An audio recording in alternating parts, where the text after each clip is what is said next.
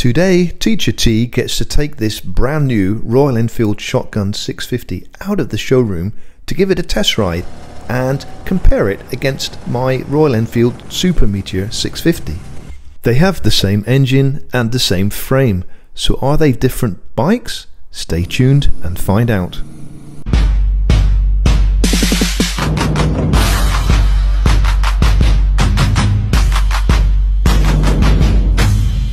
For those of you with a keen eye, you will see that Teacher T Thailand has returned to England, Cornwall to be precise, a land of ancient legends, stunning coastlines and unpredictable weather.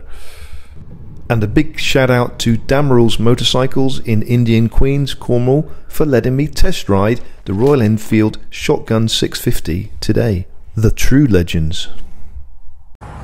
The first thing I noticed was the exhaust sound, a deeper, throatier sound. Not that you can hear it on my microphone, sadly.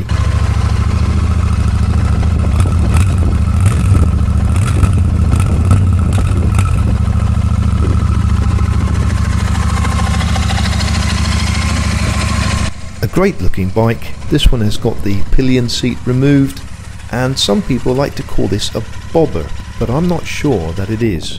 So here we are, my first ride on a Royal Enfield Shotgun 650. And it was surprisingly easy to book a test ride, just by going on Dameral's website and booking an allotted time.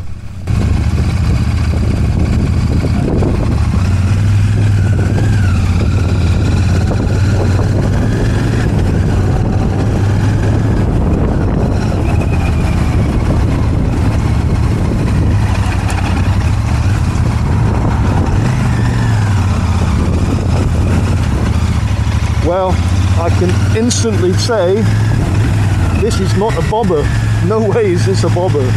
Absolutely no way.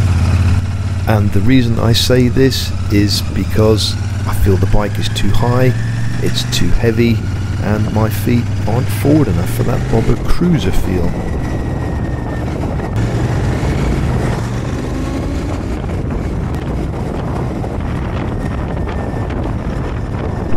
And now it's time to open her up and see how she feels.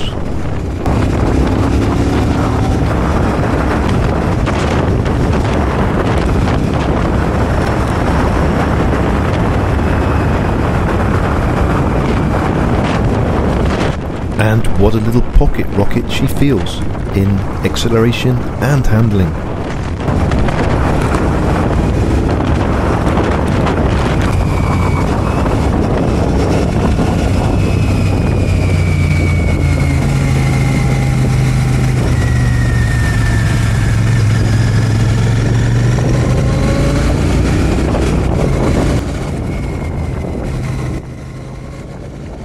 So here we are just outside of Newquay in Cornwall. The Royal Enfield Shotgun 650. I've grown used to it already. In less than a quarter of an hour I've actually grown used to it. And it is a lot different bike than my Super Meteor 650. It feels so different, acts so different, responds so different. And it's got a different tone, a different sound.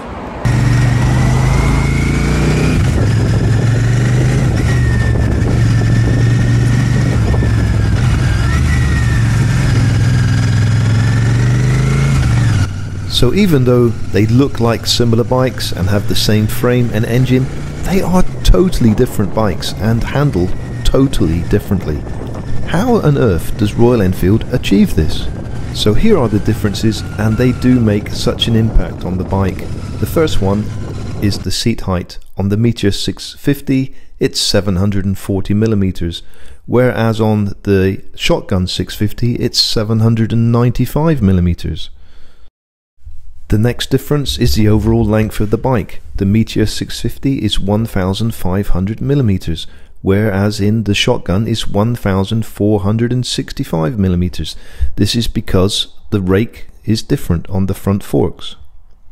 The Meteor 650 has a 19-inch front wheel and a 16-inch rear wheel, whereas in the Shotgun has an 18-inch front wheel to allow for that closer, steeper rake, and a larger rear wheel at 17 inches. One small last difference is the ground clearance is 5mm more on the shotgun.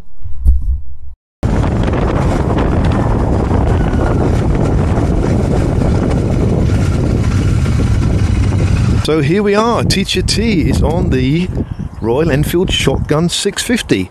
I never knew this day was going to come, but here we are. Instant impressions, wow, it's the same frame, same engine, such a different feel bike than the Royal Enfield Meteor 650, such a different feel. So it was a rainy day, now it's a windy grey day, not a perfect day for riding a bike, but good old Cornish roads would put this bike to the test. We've lost the quality here, but it is a cheaper bike. It is a cheaper bike than the Meteor, so I suppose some quality has to be lost somewhere. It is quite nice to have it as a bobber look, but it certainly is not a bobber. Riding wise, it's very nice, and these exhausts, wow, they make a much better sound than my Meteor 650. So now I'm going to find some major bumps to see if it is better at handling bumps at high speed than my Meteor 650. It should be the same, I suppose. It's the same frame. The only thing is the rake of the front handlebars is different, which makes the bike slightly shorter. Instead of 1.5 meters or 1,500 millimeters, it's 1,465 millimeters. So it's only a slight difference, and that's only achieved with the front rake. I'm being told the rear swing arm and everything else at the back of the bike is exactly the same as the Meteor 650. So it's the same bike, but wow, it feels so different. Such a different feel. Unbelievable. So my personal opinion is this bike is not a cruiser. It's more aggressive. It's more like a sports bike feel, in my opinion.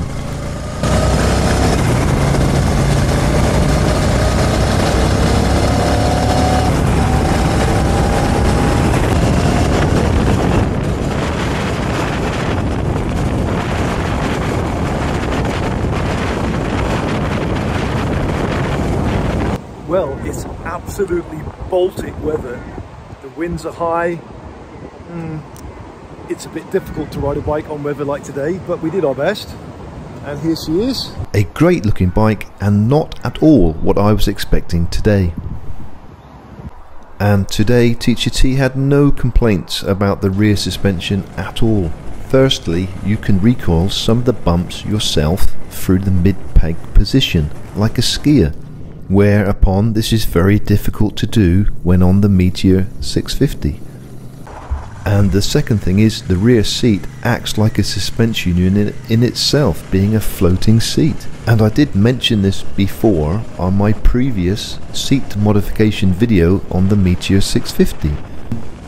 I go over a bump and it's still too hard. I just need something.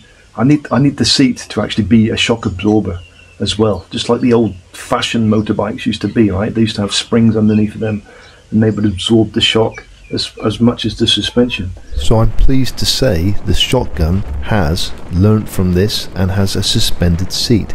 Even though it's a hard seat to sit on, you don't get the jolts through the spine like you do on the Meteor 650, even though they're using the same suspension units at the rear.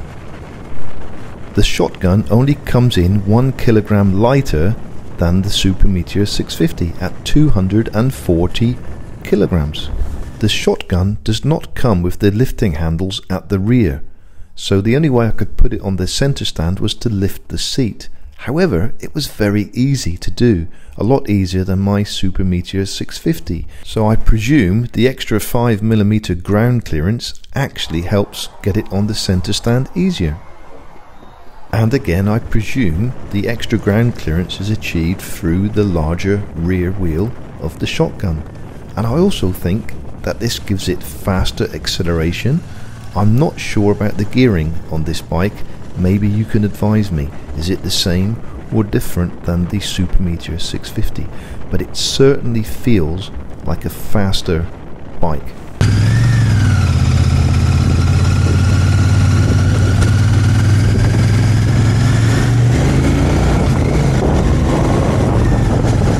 And the The shorter and steeper front rake makes the bike much more agile, much more nimble, again giving it a sports bike feel. The shotgun does have the same front and rear LED lights, but it does have a blacked out look, blacked out engine, blacked out exhaust, unlike the brushed aluminium and chrome effect of the Meteor 650. So it gives it a more darker, aggressive look. And that's probably the reason I got buzzed by Subaru.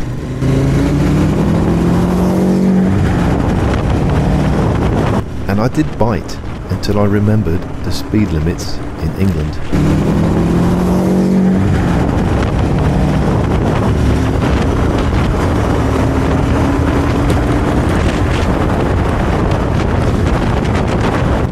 And one last thing, the handlebars did seem further away on the shotgun.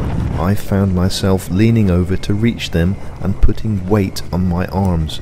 After 1 hour of riding, I did feel tired on my arms compared to my Meteor 650. I really enjoyed my test ride on the shotgun. It was very similar to riding the Royal Enfield Interceptor. However, the foot pegs were not in my shins when I put my legs down, because they were slightly more forward, but not as far forward as the Super Meteor 650. So it all comes down to personal preference on which bike you would prefer, whether you would like the relaxed cruiser position of the Super Meteor 650 or whether you would prefer the more aggressive sports bike feel of the shotgun. Either way, you can't go wrong. Both bikes are absolutely fantastic, and I feel really privileged to have ridden both. As always, it would be very much appreciated if you would like this video, and if you haven't already done so, please subscribe to Teacher T's channel. Until next time, stay safe, ride safe, and I'll see you on a video soon.